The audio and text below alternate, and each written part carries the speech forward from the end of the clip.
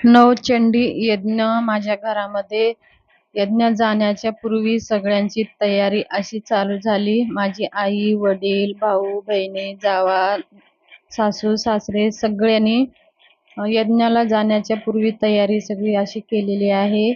नवचंडी यज्ञ हे एक नवदुर्गाची पूजा आहे. ही पूजा स्वास्थ्य, धन, शक्ती, समृद्धी, सफलता आणि इतर काही कारणासाठी केली जाते. नवचंडी यज्ञ सगळ्या कष्टांचे निवारण करते आणि या यज्ञाने दुश्मन आणि ग्रहांचा वाईट परिणाम आपल्यावर होत असेल तर त्याच्यापासून संरक्षण भेटते. मनुष्यातल्या जीवनात सफलता मिळते. यश प्राप्ती होते. यज्ञाला गणपती, भगवान शिव, नवग्रह आणि नवदुर्गा यांना समर्पित केल्याने मनुष्य जीवनाचं धन्य होतं. नवचंडी यज्ञ हवन तुम्हाला जर देवीचा आशीर्वाद मिळवण्याची मदत करते. जर तुमचे सारे ग्रह तुमचे अनुकूल असतील तर तुमच्या अनुकूल ग्रहाला हे हवन मदत करतो आणि हे यज्ञ केल्याने, व्यवस्थित यज्ञ केल्याने आपल्या जीवनामध्ये अधिक सकारात्मकता, फळ आणि ऊर्जा, सकारात्मकता वातावरण बनवते. आणि नवचंडी यज्ञ हवन एक असाधारण, अतुलनीय आणि मोठा यज्ञ आहे, जो देवीच्या शक्तीला जोडले जातो. नवचंडी यज्ञ इतका शक्तिशाली आहे की यज्ञ ग्रहांच्या स्थितीला तुमचं अनुकूल करून भाग्याला तुमचं अनुकूल करतं.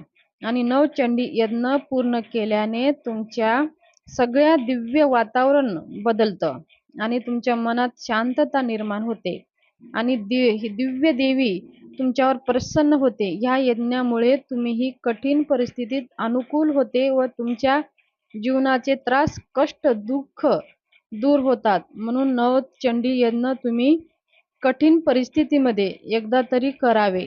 नवचंडी यज्ञ नशिबाच्या विरुद्ध एक शक्तिशाली हत्यार तयार होते आणि आपले सगळे कार्य मनासारखं घडतं. नवचंडी यज्ञ अशी पूजा मांडलेली आहे. नवचंडी यज्ञामध्ये सगळे आमच्या परिवाराने अशी आम्ही घरी नवचंडी यज्ञ हवन केलेलं आहे. हे ब्राह्मण देवता, आमच्या परिवारामधले सगळे भाऊ, बहीण, आई, वडील, जावा, दिरा ह्या सगळ्या प्रकारे अशी पूजा मांडून नवयज्ञ पूजाला तयारी केलेली आहे. नवग्रह देवतांची पूजा करून घेत आहेत ब्राह्मण देवता.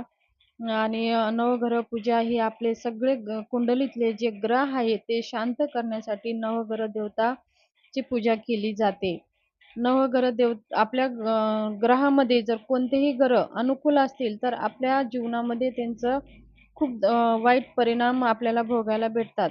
म्हणून नवचंडी यज्ञ करण्या अगोदर आपल्याला नवग्रहाची पूजा झाल्यानंतर ब्राह्मण देवता आपल्याला गणपतीची पूजा करून घेत आहेत.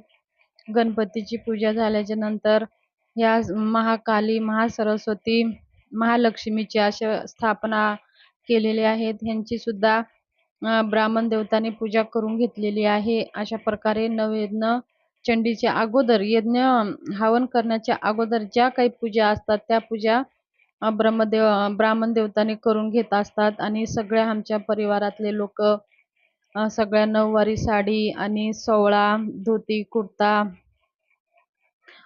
माझी आई बसलेली आहे, माझे वडील आहेत, सगळ्यांनी असे घरचे परिवारपासून तर मोठ्यापासून छोट्यानी सगळ्यांनी सोवळ्यामध्ये आहेत.